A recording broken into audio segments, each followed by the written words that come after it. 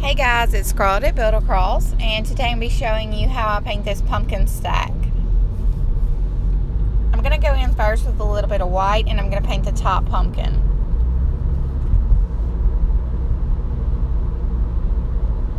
This is a paint by line product, which means that all the lines are etched into the cutout, so you don't have to worry about freehanding anything. Also, I want to let you guys know that this is a part of our paint kit selection. So every paint kit is going to have a paint by line cutout, assorted paint colors that I have chosen, a pack of 10 brushes, and a Sharpie brush stroke marker. I don't actually use the Sharpie marker in this video. If you guys want to go in and outline everything, you can do that extra step, but I kind of kept this more of like a soft look, so I did not use the Sharpie marker on this. I just went in while I was talking and did the blue color on the bottom pumpkin, and then I'm going to go in and do the green on the leaf.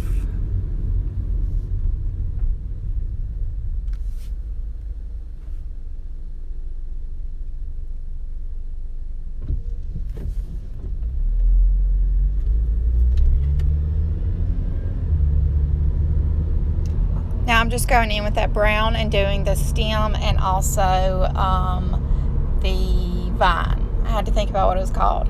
I'll be using that brown as well to go in where the lines are etched in. And instead of doing the outline like you guys normally see me do, I'm going to actually kind of do like the technique of highlighting it. So I'm just going to highlight it with the brown.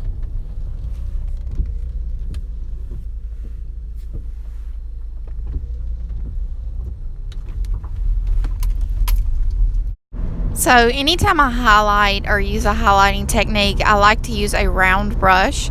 So for this, I'll be using like a medium-sized round brush to do the highlighting on the brown.